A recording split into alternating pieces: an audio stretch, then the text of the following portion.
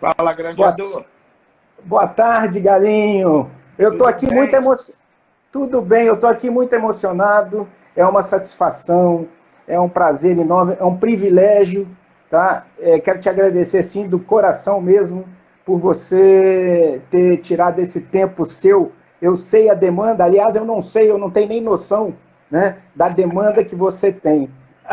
Mas para mim eu estou muito feliz, tá, de poder estar aqui conversando com você e tirar algumas coisas assim de positivo da sua história, né? Ó, E feliz mesmo, feliz demais. obrigado, é um prazer grande. Aos amigos tudo e ainda mais pedido de um filho, né? Imagina, ídolo dele, aí já viu, aproveito até Ô, para te agradecer mais uma vez a tua vinda aqui no nosso Jogo das Estrelas. Foi um prazer te receber, muito legal, então a gente fica feliz. Vamos bater um bom papo aqui hoje. vamos sim. O Júnior com essa questão dele do Guarani, se afeiçoou muito também, né? E não só ele, mas a referência que é, Zico, a sua família, né?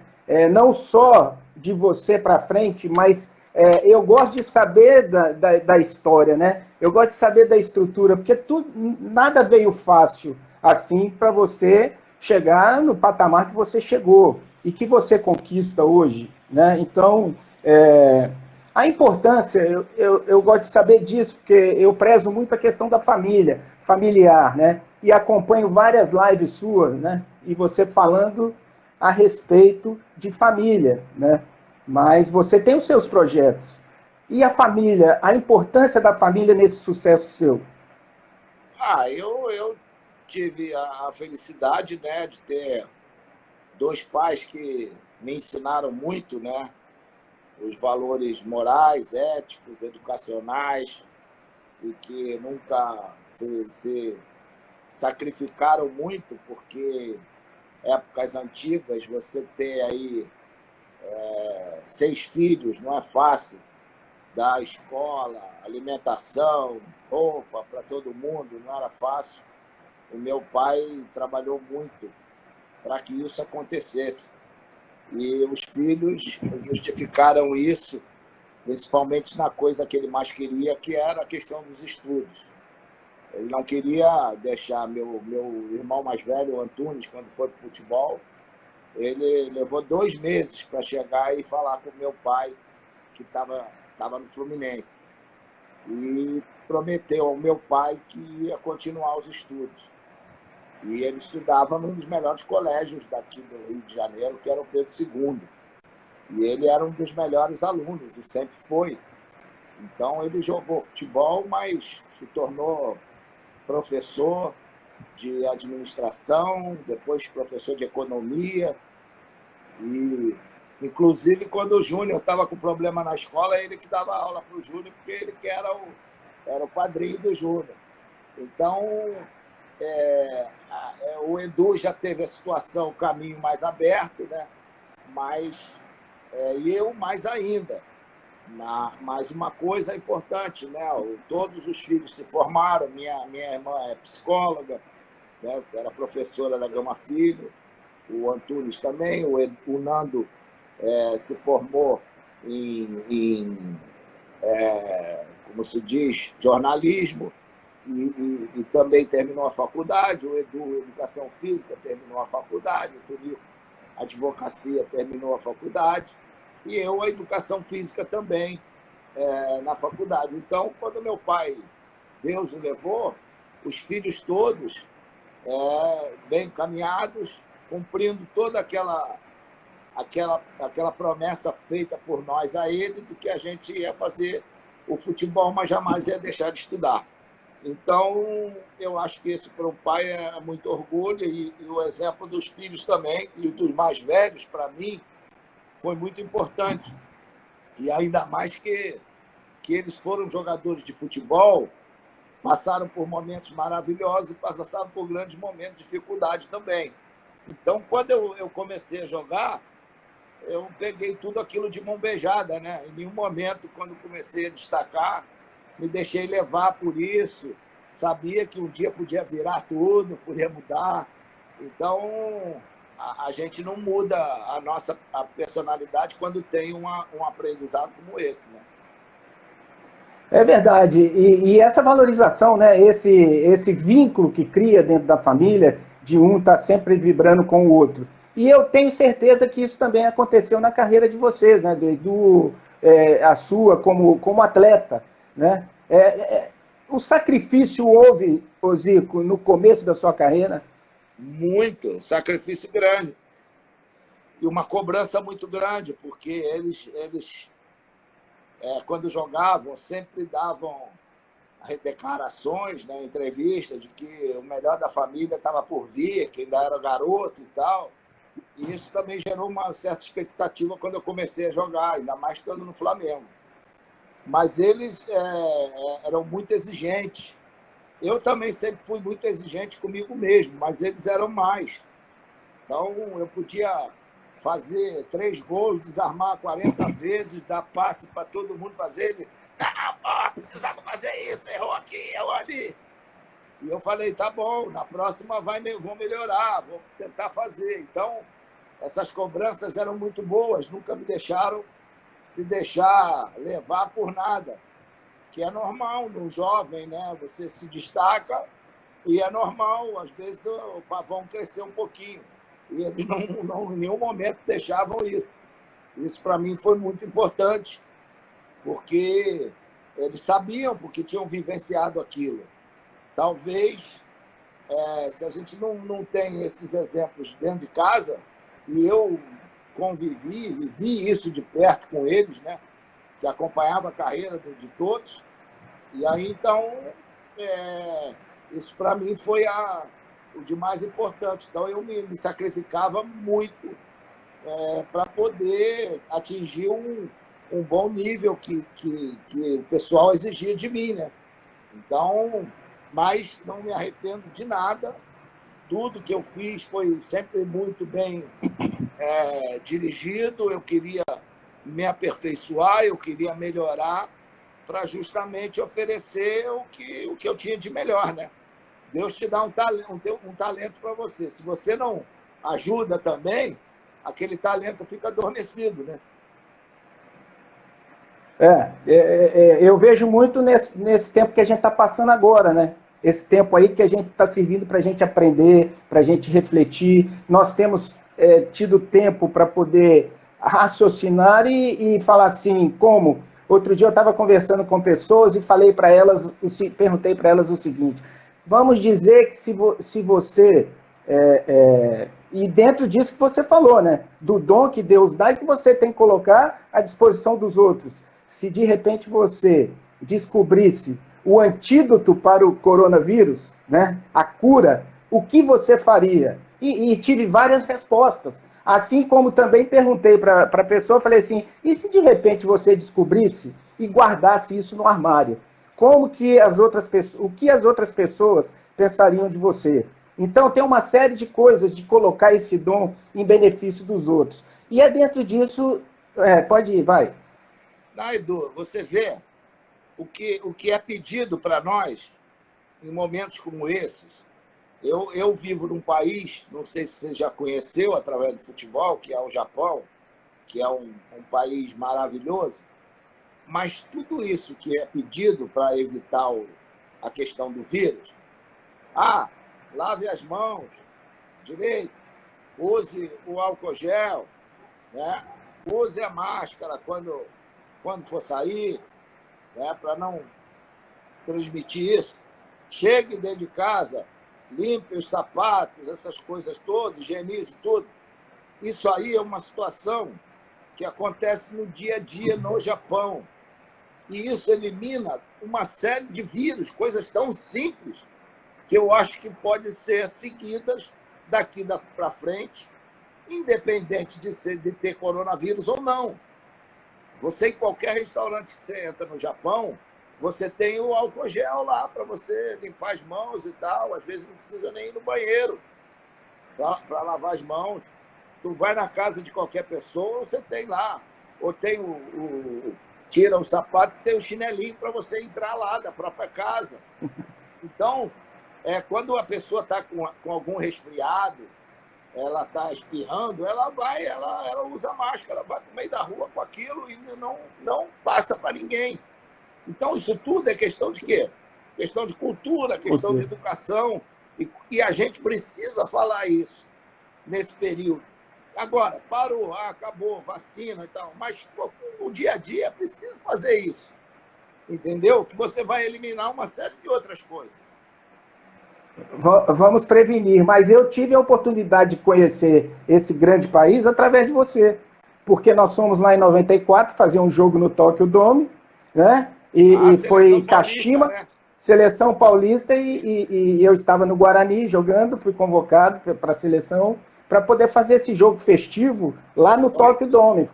E eu tive a oportunidade de, a primeira vez na vida, chegar e te dar um abraço pessoalmente, e você sentou na mesa com a gente, né? E todo mundo falou, puxa vida, esse cara conquistou tudo que ele quis na vida, e é uma simplicidade, é uma humildade, né? Mas eu queria te perguntar uma coisa, tá?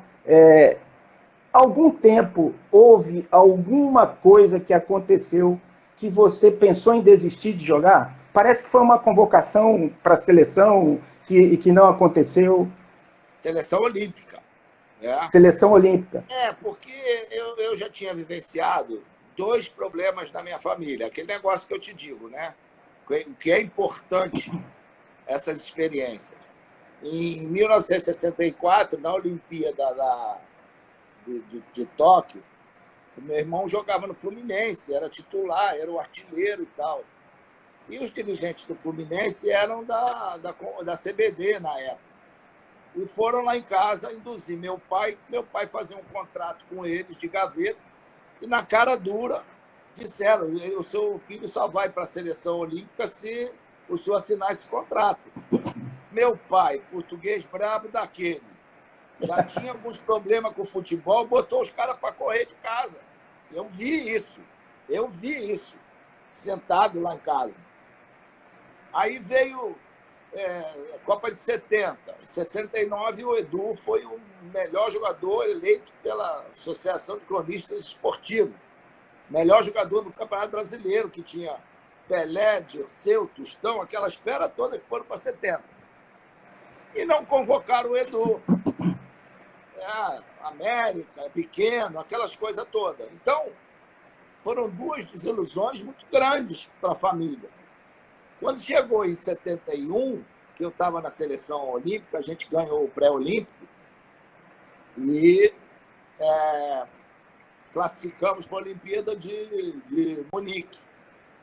Aí veio 72, eu já estava jogando profissional. Aí veio 72, houve uma mudança, o Zagallo assumiu o Flamengo, me chamou e falou, olha, eu acho que você foi lançado prematuramente e tal, não vou contar com você, mas se você quiser ficar aí no plantel, pode ficar, mas não tenha nenhuma esperança de jogar.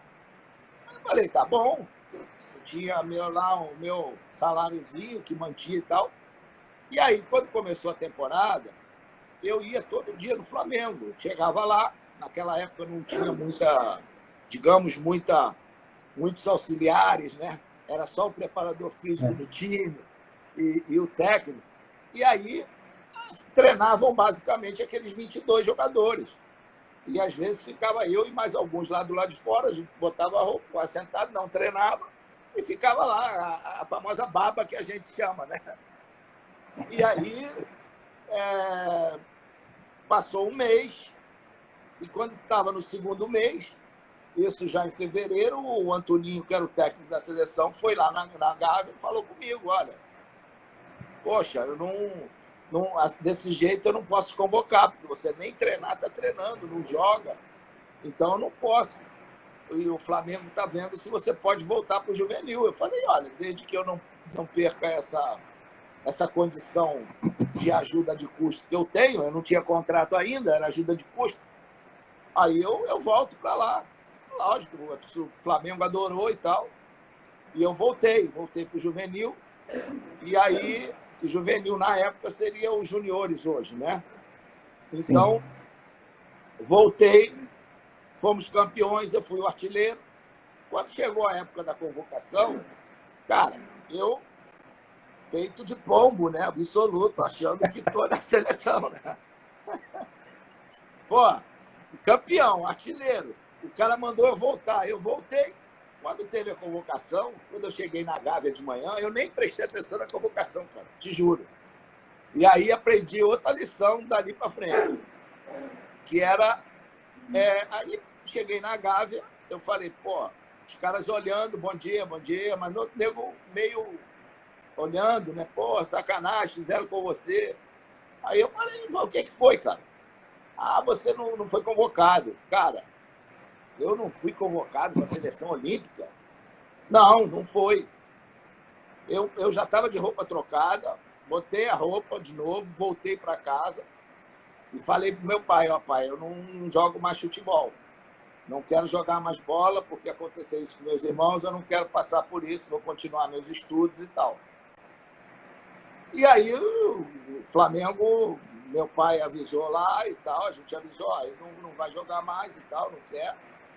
Meus irmãos, passou uma semana, eles vieram falar comigo e falaram, olha, você não está tendo uma atitude legal com o Flamengo, porque o Flamengo não tem nada com isso. O Flamengo, você te deu a oportunidade, você voltou, e se você parar, você não vai prejudicar a esses caras da seleção, você vai prejudicar o Flamengo, que te deu todo o amparo quando você precisou.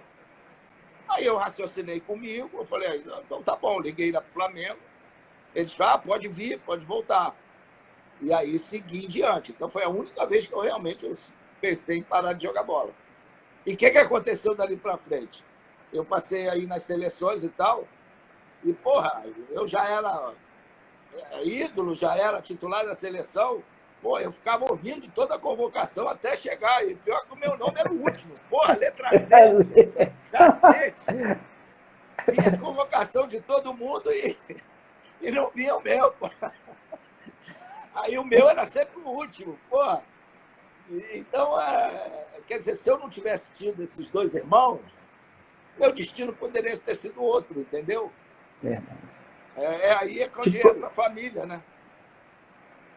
A importância também de uma vida vivida, né? De uma experiência que eles tiveram, que eles tinham, que puderam usar com você também, né? Claro, viam também com o olho clínico, né? Que você tinha condição para poder seguir em frente, né? E depois disso aí, você fez aquele sucesso todo no Flamengo. Eu me lembro que meu avô, já falecido, ele era escrivão de paz no interior de Minas, e o pai dele tinha uma padaria do lado do cartório, onde o Dondinho, pai do Pelé, trabalhava, sabe? E ele tinha uma bicicleta Philips inglesa, meu avô, que tinha a bandeira do Flamengo na frente.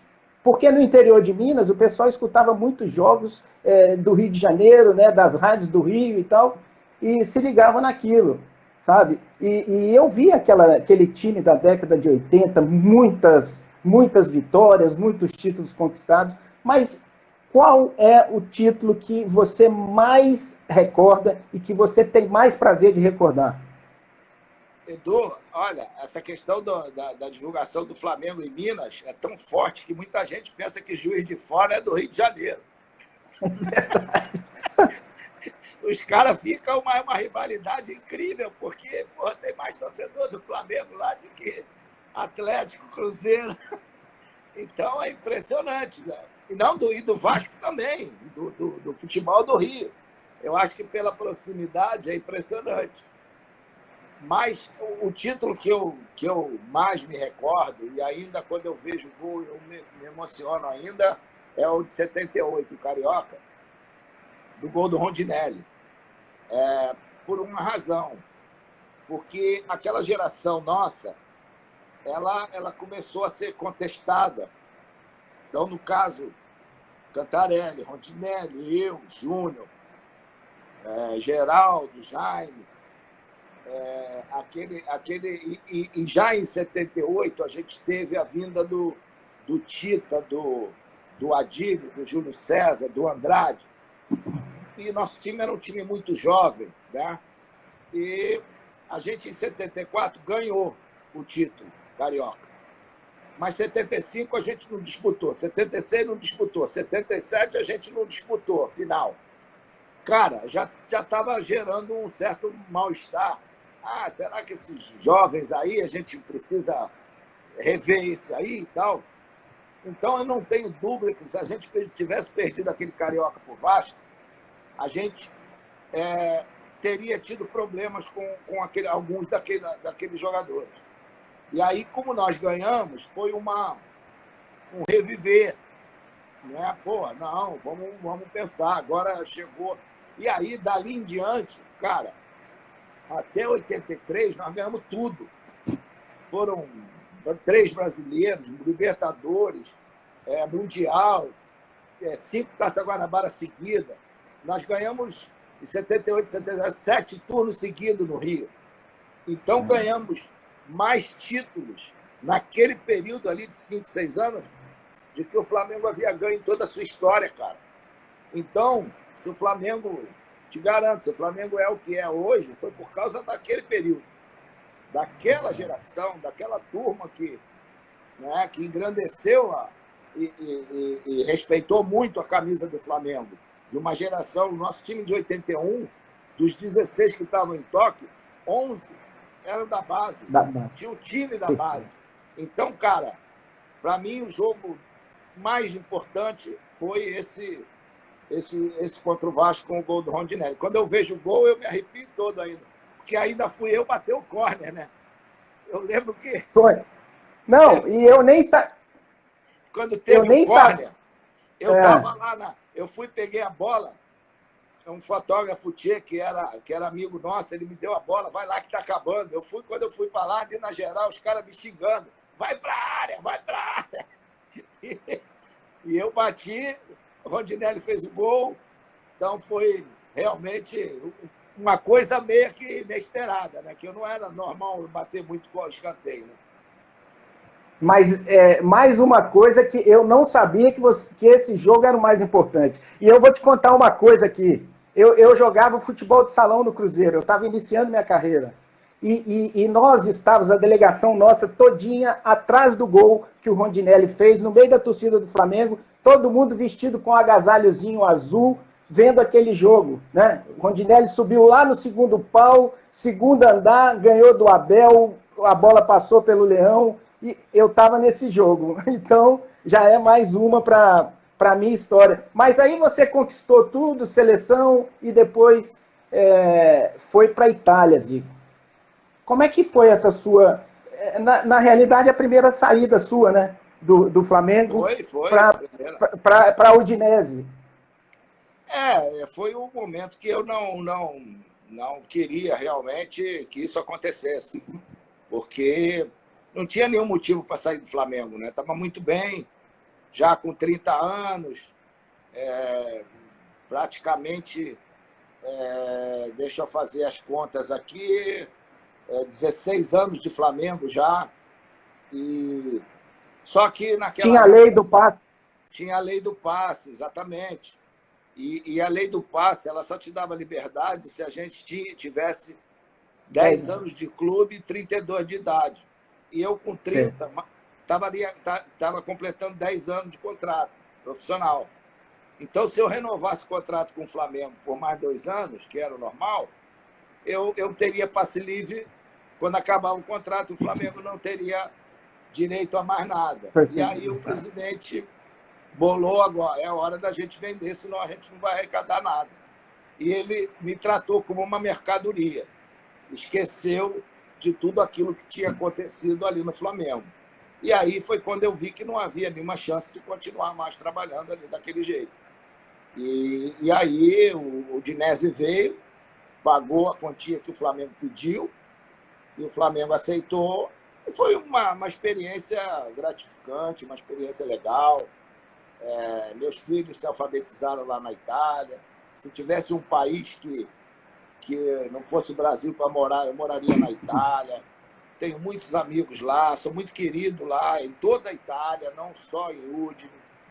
Então, isso é muito, muito bacana. Recebi grandes homenagens Ano passado mesmo, fui lá numa grande festividade entre os maiores atletas do esporte italiano, e eles me homenagearam. Então, é muito bacana isso, você representar uma modalidade, representar um país e ser reverenciado em outro país. Então, foi importante para mim aqueles 2 anos lá.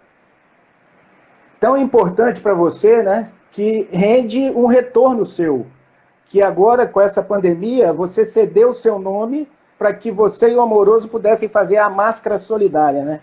É verdade, eu estou sempre em contato com eles, e é um pessoal muito legal, e eles fizeram um projeto bacana disso. Deve ter sido de 3 a 4 mil máscaras que foram doadas aos hospitais de lá da região, e eles pediram autorização para botar a minha camisa, meu número, do Amoroso também. O Amoroso, como está morando lá, teve a oportunidade de fazer a entrega pessoalmente, mas eles sempre me ligavam, aí na hora eu falava com as pessoas aqui direto, dei muitas entrevistas ao vivo por causa disso. Agora mesmo que os jogadores da seleção de 82 fizeram um vídeo para a campanha Mãe da Favela, da CUFA, e que teve uma repercussão muito grande, uma ajuda impressionante, que saiu de 300 mil para 3 milhões, 4, de arrecadação. Cara, os jogadores todos da seleção de 82 da Itália fizeram um vídeo também para que o pessoal ajudasse. Então, esse relacionamento do Brasil e Itália é muito grande. Eu tenho tive uma avó que eu não conheci, mas era italiana. Então, eu acho que esse relacionamento é muito importante, Brasil e Itália. E na sua experiência como gestor, é uma pergunta que eu quero fazer para você em se tratando de futebol brasileiro. Você acabou de falar aí que o Flamengo, aquele Flamengo vencedor, a maioria dos jogadores foi criado ali na base. Depois teve aquela geração que eu participei, quando eu fui para o Flamengo em 93, do Djalma, do Nélio, daquela turma toda, Piá, Rogério, aquela turma toda que veio Paulo de baixo. Nunes, Marcelinho, Luiz Antônio, Fabinho, Marquinhos. Pô, uma fábrica, né? Uma fábrica, sabe tudo. Você acredita que essa geração, que por causa dessa paralisação que nós estamos tendo na formação, é uma geração que vai sofrer? Olha, eu acho que o Flamengo hoje adotou uma política um pouco diferente. Vou te dizer por quê. Porque o mercado europeu, ele mudou também. O mercado europeu hoje, ele está investindo muito mais no jovem do que naquele jogador já formado. Então, o preço do jovem é muito alto. Então, você vê que um jogador se destaca numa seleção brasileira sub-17 ou sub-20. Sub-20 eu acho que não dá nem tempo. Já na sub-17 eles já estão pegando. Então, o Flamengo ele foi muito feliz, porque o Flamengo faz um trabalho de base excelente. E aí, você vê aí, nos últimos anos, o Flamengo vendeu, se não me engano, 7 ou 8 jogadores. Eu vou aqui, se eu não me enganar, tem o Jorge, tem o Paquetá, tem o Vinícius Júnior, tem o Renier, tem o Léo Duarte, tem o Gianluca, tem o Viseu. Só aí já são 7. O Flamengo que ele arrecadou nesses 7, cara, deve ter sido, digamos assim, uns 400 milhões, por aí. Né? Só o Vinícius Júnior foi 45 milhões de euros. Quer dizer, então eu falo 400 milhões de reais, não, de euros. Entendeu? É muito dinheiro para o futebol brasileiro. Então, com isso, o Flamengo se reestruturou, montou um centro de treinamento fantástico, um dos melhores do mundo hoje. Eu tive, quando estava comentando as Champions pelo Esporte Interativo, tive no do Barcelona, tive no do Chelsea, tive no Paris Saint-Germain, tive no Dubai. Cara, o do Flamengo hoje não fica a dever nada. Os profissionais lá são tratados. Então, você antigamente, quando falava, vamos pro Flamengo, o Flamengo não tem nem bola para treinar, o Flamengo não tem campo. Lá os caras fingem que pagam e eu tenho que fingir que jogo. Então, era isso. Então, hoje, o Flamengo é outro. Então, tu acha que se fosse o Flamengo de tempos atrás, o Felipe Luiz ia vir, o Rafinha, né, o Gabigol, né, esses caras todos, o próprio Jorge Jesus, não ia vir. Então, o Flamengo montou uma estrutura, conseguiu arrecadar, ganhou credibilidade no mercado e montou esse time. E o Jorge Jesus, né, teve a felicidade também, de além do conhecimento dele, trabalhar com da base do time titular que ele tem na mão, 8 jogaram na Europa. Então, essa filosofia que ele trouxe não é novidade para esses caras. Essa intensidade de jogo, tipo de treinamento, né? Então, os caras compraram a ideia e aí a coisa fluiu e o Flamengo é o que é hoje, né? Essa força no futebol brasileiro que, continuando assim, vai ser difícil. Agora, essa parada, lógico que é ruim para todo mundo, né? Mas para o Flamengo, eu acho que só vai manter tudo e só adiou um pouco algumas vitórias que ele vai ter aí para frente. O Flamengo pensou antes. E a minha pergunta foi em função do geral. Porque a gente pensa nisso aí na formação no sentido de seleção, no sentido de futuro do futebol brasileiro, né? Aqueles jogadores entre 2000, 00, né? Que é a nomenclatura que é dada 00, 05, eu acho que esses caras vão sofrer um pouquinho, principalmente na parte mental, por causa da falta de competição, né, que eles não terão principalmente nessa fase agora, que a gente não sabe quando termina. Né? Mas eu acho que ano que vem, se Deus quiser, tudo volta ao normal. Eu acho que foi um período de aprendizado que a gente tem que tirar lições disso, tirar coisas positivas, né, e não só se deprimir. É lógico que a gente vai ter aí tendo a perda de muitas vidas, infelizmente, né? Mas a gente tem que seguir em frente e fazer com que descubra-se o porquê de ter acontecido tudo isso. Entendeu? O que a gente pode ser uma pessoa melhor daqui para frente, o que a gente precisa galgar os objetivos, será menos egoísta, menos individualista, né? A gente está pensando muito no eu e não pensando no nós, pensando em trabalhar em equipe, em se ajudar.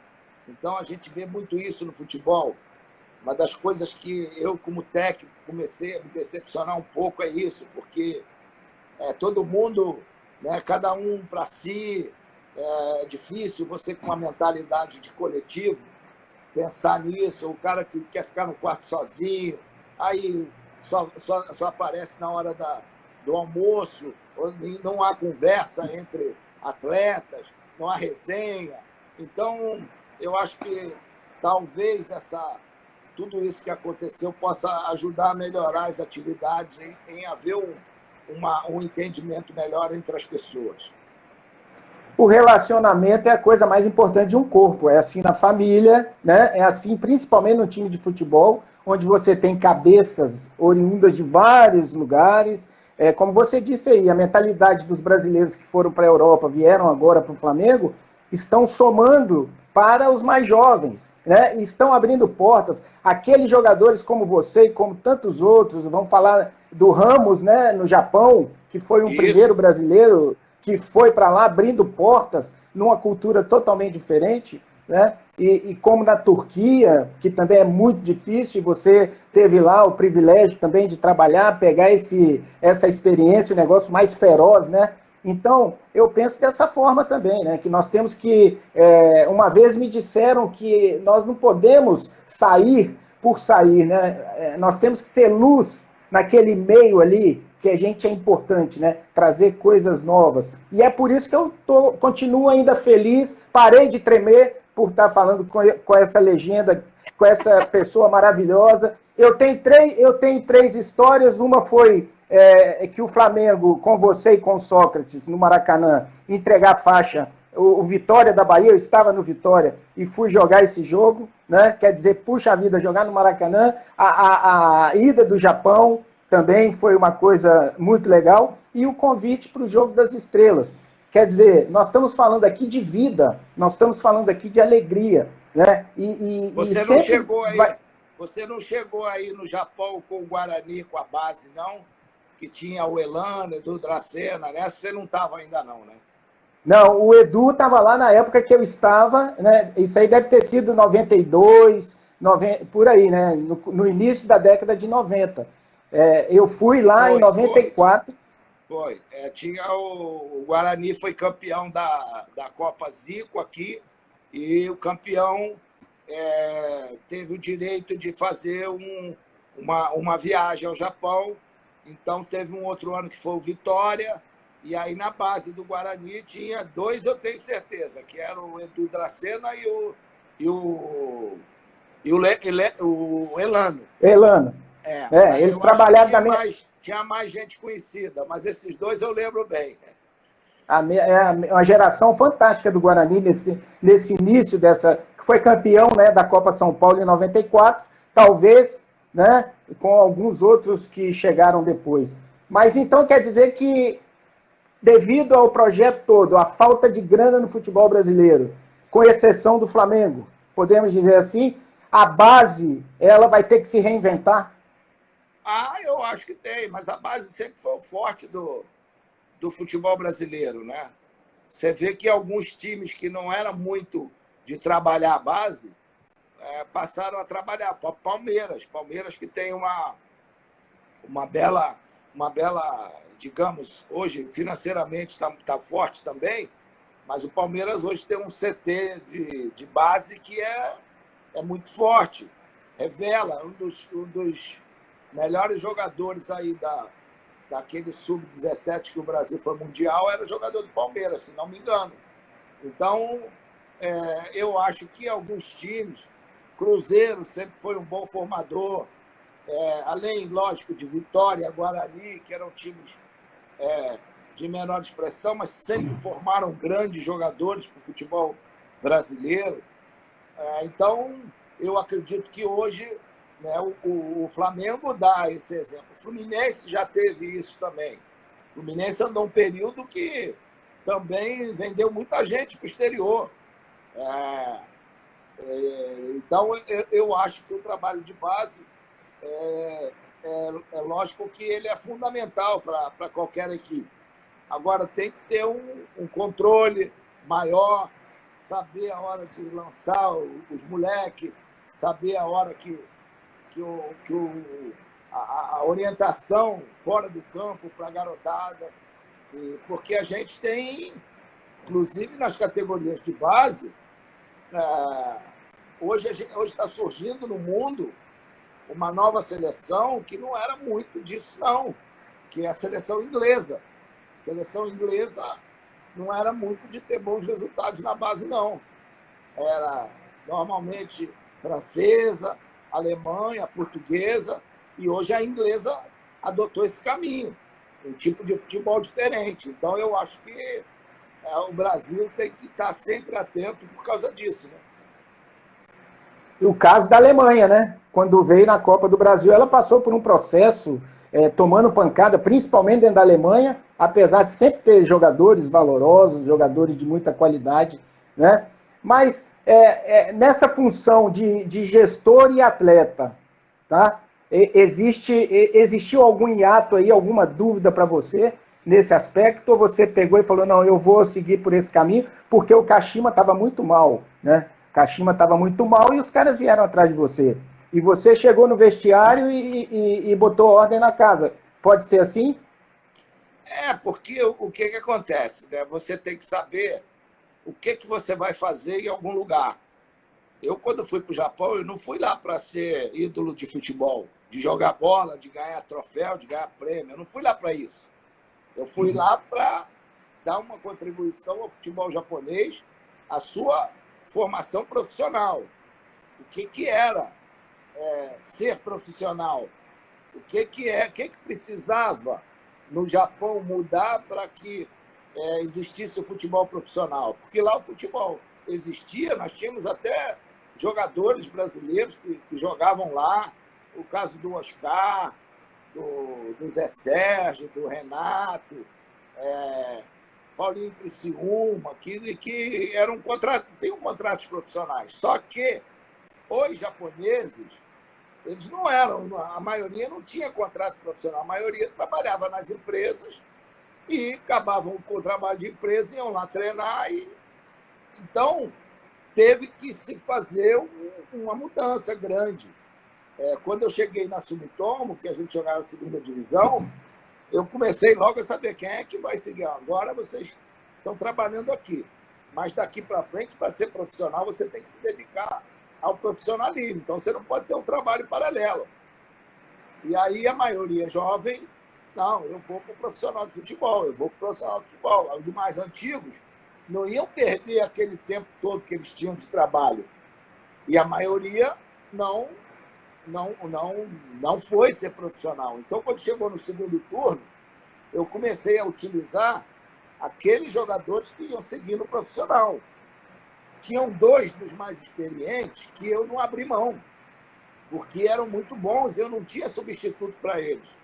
Você tem que aliar ali a juventude e a experiência. Claro.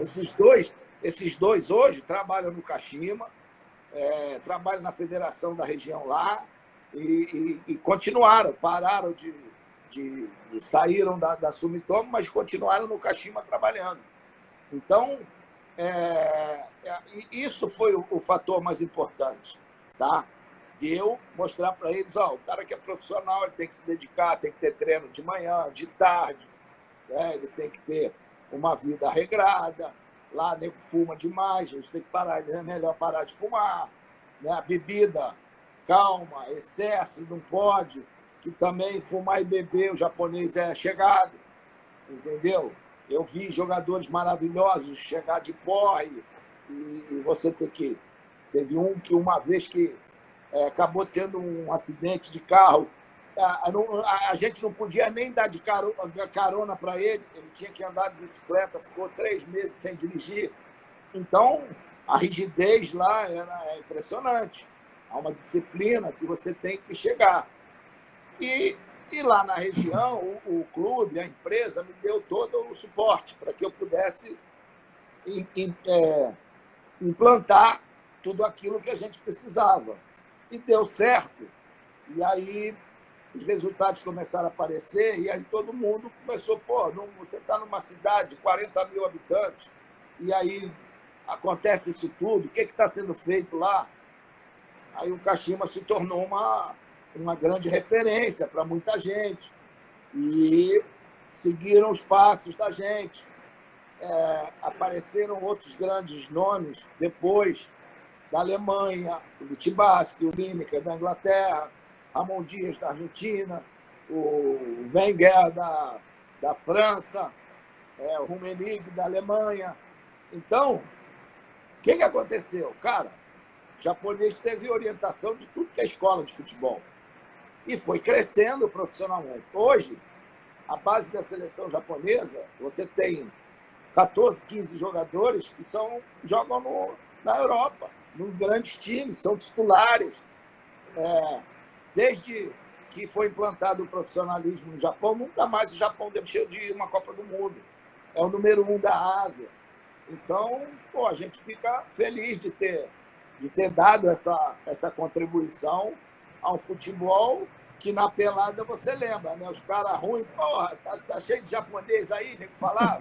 Cara, pelo amor de Deus, hoje já não falam mais isso. Não, e creio que você vai dar essa continuidade, né? A gente está lá, mas hoje a minha ida para lá foi uma situação diferente, porque depois de 25 anos, a Sumitomo, a siderúrgica, foi vendida para a Nippon Steel. E essa venda, a empresa que comprou, ela não é chegada a futebol. E aí ela não queria ficar com as ações da Sumitomo no Kashima. E ela queria vender. E aí o Kashima estava com essa dificuldade. E aí, em 2018, eles me chamaram para que eu pudesse dar ajuda para eles, no sentido de ver se a gente conseguia uma empresa que pudesse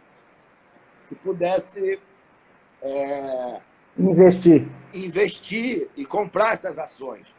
Certo. O Kashima tinha uma empresa, tem uma empresa, né, que foi quem comprou, Mercari, que é uma empresa de compra e venda pela internet, que nesse período agora não está tendo problema, né, porque o que mais se tem hoje é tudo pela internet. Né?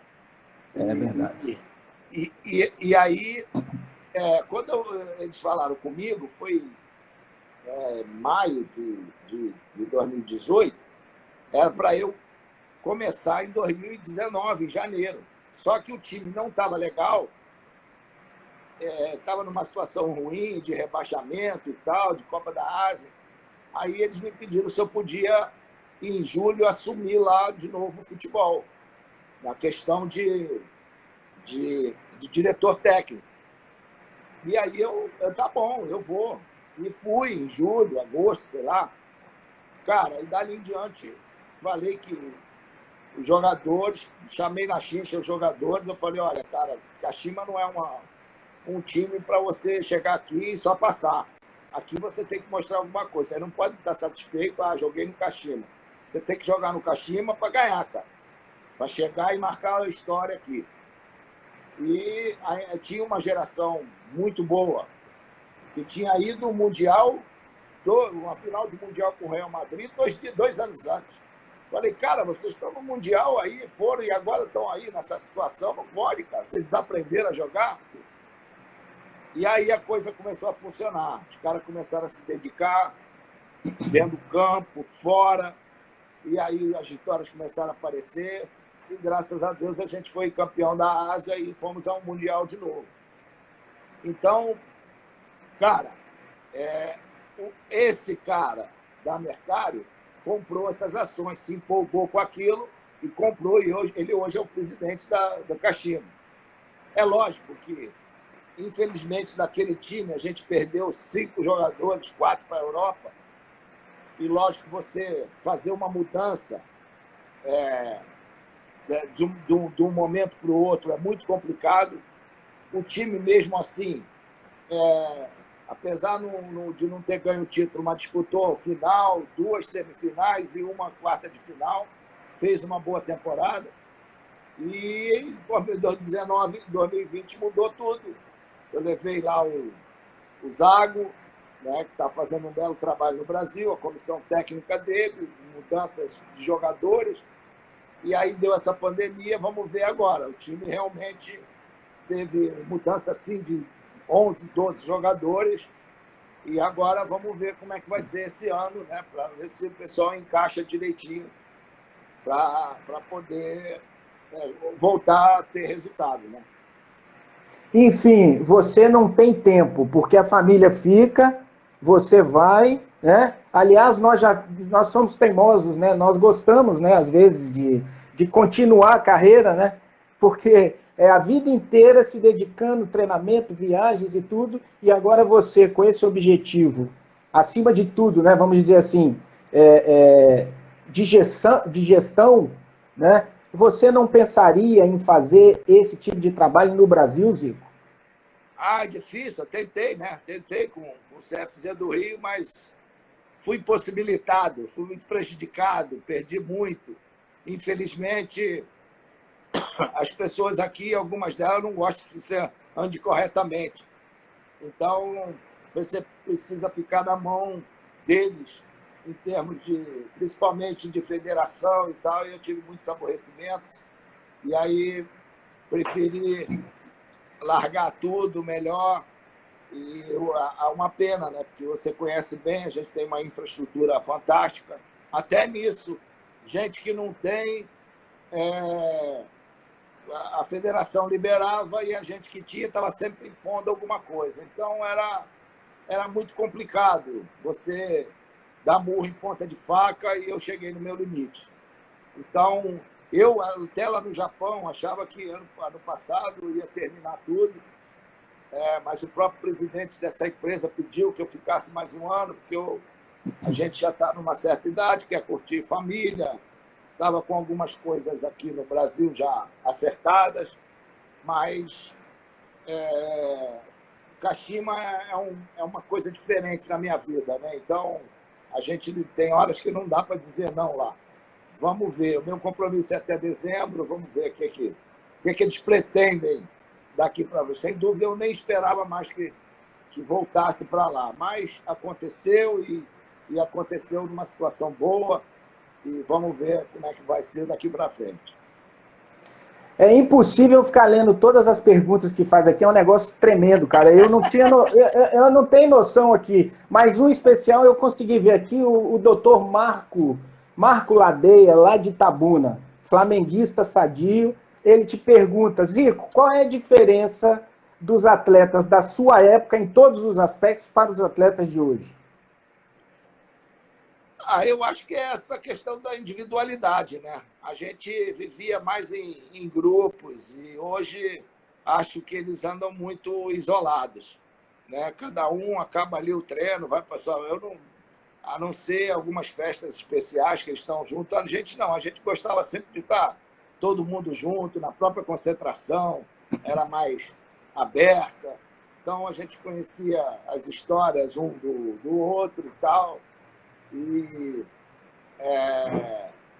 eu acho que isso aí talvez é uma grande diferença da época de hoje, o relacionamento entre os jogadores, entre os profissionais da área e da nossa época. Itabuna, aliás, cara, uma das grandes emoções que eu vivi lá, a gente tinha acabado de ser campeão, fizemos um jogo lá em Itabuna, cara, a gente levou umas 2 horas para andar 1 quilômetro com o ônibus. De nego invadir o ônibus, pular, jogar a bicicleta no chão e a torcida invadir. Foi uma loucura, um negócio assim. Parecia que a gente... Né, foi a primeira vez que eu vi uma multidão esperando a gente e não tínhamos assim, ganho nada de assim tão especial, até mesmo um brasileiro. Foi um simples carioca, uma coisa... fantástica a torcida do Flamengo lá. Zico, Galo, seu Arthur, que mensagem você pode deixar para a gente aí? Porque você falando é algo assim tremendo que entra e para aqui e faz a gente refletir. É a mensagem de que a gente tem que olhar o lado positivo, lamentando profundamente tudo e todas as pessoas, essas famílias que perderam vidas, mas aqueles que ficarem nesse mundo, né, olharem pelo lado positivo de que alguma coisa tinha que acontecer para mexer um pouco com as pessoas, pelo lado humano, pelo lado da coletividade, da ajuda. O povo brasileiro em si sempre foi muito solidário e agora está sendo mais ainda. Mas essa solidariedade não tem que ser só nos momentos cruciais. Ela tem que ser diária. Nós temos que ter mais abertura, a gente tem que ser mais cordial, mais amigo, mais brincalhão. Então, eu acho que esse isolamento que está acontecendo está servindo para a gente raciocinar, mentalizar o que eu posso fazer para ser uma pessoa melhor daqui para frente. Então, que as pessoas pensem nisso também. Maravilha. Zico, mais uma vez, cara, eu quero te agradecer demais, sabe? Eu venho assim aguardando esse tempo precioso desse papo com você já há algum tempo, na correria nossa, nós nunca tivemos tempo de poder estar juntos assim para conversar, mais em locais públicos, mas para mim, você pode ter certeza que foi um grande bate-bola, sabe? Que muita gente, cara, gostaria de fazer, né? E eu estou tendo esse privilégio. Muito obrigado mesmo. Quero agradecer o Júnior também, aqui pelo carinho, né, pela presteza. Nós fizemos na quarta-feira aqui batemos uma resenha aqui também. Então, eu quero desejar tudo de bom, cara, muita saúde e te agradecer, sinceramente, pela atenção, pelo carinho com que você tratou do meu convite, tá bom? Muito obrigado mesmo, um grande abraço, Zico. Falou, Edu, obrigado. Foi um prazer grande bater esse papo com você aí. Espero que a gente possa ter esclarecido algumas coisas boas, possa influenciar as pessoas, né, ajudá-las, né, daqui para frente. Esse é sempre o nosso objetivo, né, que você possa aí estar bem de saúde, se cuida, você, sua família, tá? Grande sucesso e conta sempre com a gente aqui, tá? O Júnior, tu sabe que é o teu canal, né? Agora vamos dar uma namorada, né, cara? Vamos dar uma namoradinha, que hoje é dia. Valeu, Zico. Obrigado, querido. Um abraço. Tchau, tchau. Um abraço. Tchau.